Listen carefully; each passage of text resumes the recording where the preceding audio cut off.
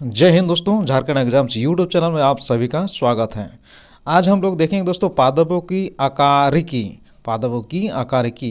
Plant morphology ये क्या है दोस्तों। तो हम लोग जो वन लाइनर क्वेश्चन है हम लोग रीड करेंगे और उसके बाद हम लोग का जो कॉन्सेप्ट है कोशिश करेंगे कि क्लियर हो जाए। तो चलिए शुरू करते हैं ज़्यादा टाइम ना बिताते हुए।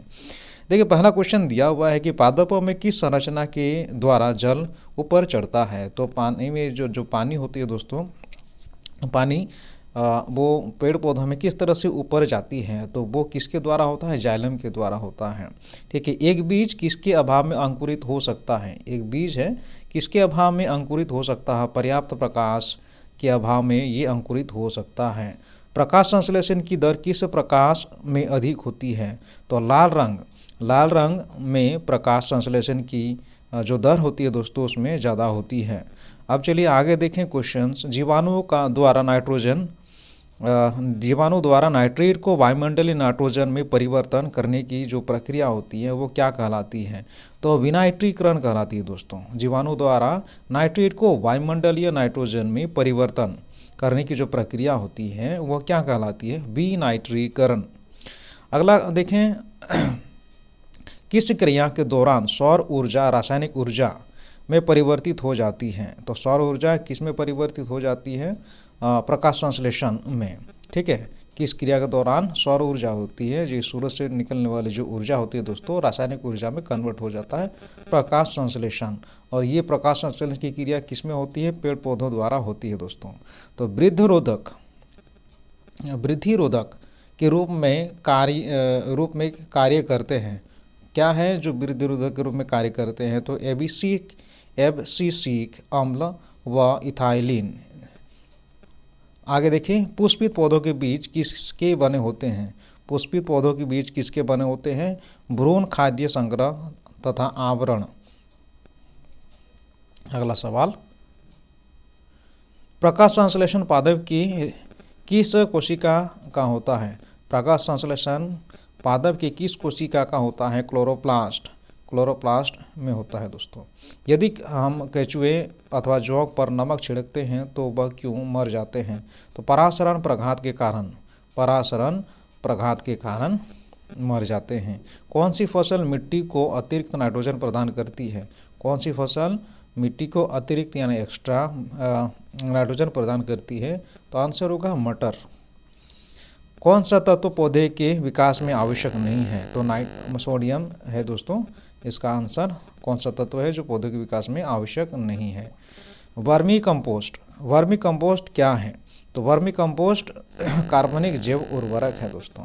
किस पौधे को औषधिक भारतीय चिकित्सक कहा जाता है, तो आंवला को कहा जाता है। अफीम पौधे के किस भाग से प्राप्त किया जाता है, अफीम जो है पौधे के किस भाग से प्राप्त किया जाता है, फूल से प्राप्त किया जाता है, इसका आंसर होगा। सबसे पहले बनने वाले प्राथमिक जाइलम तत्व को क्या कहते हैं दोस्तों, प्राथमिक जाइलम तत्व किस तत्व को क्या कहा जाता है, प्रोटोजाइलम कहा जाता है, प्रोटोजाइलम। कॉफ़ी पौधे के किस भाग से प्राप्त होती है, तो बीज से कॉफ़ी बनती है दोस्तों। से रेशम के कीट सामान्यतः किस पेड़ पर पाले जाते हैं, तो शहतूत की पेड़ पर पाले जाते हैं। अब आगे देखते हैं, भूमि की उर्वरता को घटाने वाला जीवाणु कौन सा है, भूमि की उर्वरता को घटाने वाला जीवाणु कौन सा है, थायोबेसिलम डिनाइट्रीफिकेंस। थोड़ा लंबा नाम है दोस्तों, आप देख सकते हो, आप अपने उच्चारण करिएगा, बहुत लंबा नाम लग रहा है। आगे देखें, फिर जीवाणु में प्रकाश संश्लेषण क्रिया में हाइड्रोजन दाता सामान्यतः कौन होता है, तो हाइड्रोजन सल्फाइड H2S। किस समूह के पौधे के जीवन चक्र में 2 स्वतंत्र पीढ़ियों का एकांतरण होता है, टेरिडोफाइट्स का होता है। वायु प्रदूषण के सूचक होते हैं क्या, लाइकेन, वायु प्रदूषण के सूचक लाइकेन होते हैं दोस्तों। अंडाशय विहीन पुष्पोद्भिद क्या कहलाते हैं, तो जिम्नोस्पर्म्स। यहाँ पर आप देखो क्या लिखा है, जिम्नोस्पर्म्स। ठीक है दोस्तों, आप देख सकते हैं, स्पेलिंग आप देख लीजिए, उच्चारण करना थोड़ा सा मुश्किल हो रहा है। चलिए आगे देखिए, बरगद की शाखाओं में निकलने वाली जड़ों को क्या कहा जाता है? तो स्तंभ मूल कहा जाता है, स्तंभ मूल। ठीक है। प्रूफ रूट कहा जाता है। परजीवी पौधे अपने पोषद से किस अंग द्वारा भोजन का अवशोषण करते हैं? तो चूसकांग द्वारा होता है। किस प्रकार के पौधे की जड़ों में द्वितीय वृद्धि पाई जाती है? तो द्विबीजपत्री पौधों में पाई जाती है। नागफनी में पत्तियां किस में रूपांतरित होती है? दोस्तों कांटों में रूपांतरित होती है। नागफनी में पत्तियां किस में रूपांतरित होती है? कांटों में रूपांतरित होती है। गेहूं, धान और जौ में कैसी जड़ें पाई जाती है? तंतुमय जड़ें पाई जाती हैं। रेशेदार जड़ तंत्र किस पौधे में पाया जाता है? तो इसका आंसर होगा दोस्तों प्रायः एक बीजी पत्री पौधों में होता है। कौन सा मरोभिद पौधा उत्तर प्रदेश के मैदानी क्षेत्रों में पाया जाता है? तो इसका आंसर होगा एकासिया। पुष्प का सहायक अंग किसे कहा जाता है? दोस्तों बाह्य दल पुंज एवं दल पुंज को कहा जाता है। अब यहाँ पर कुछ नोट दिए गए हैं, इसे भी हम लोग देख लें। पादप और प्रयोग योग्य भाग। तो ये पादप है और कौन सा भाग प्रयोग में लाया जाता है? तो देखिए यहाँ पर लहसुन प्याज जो है,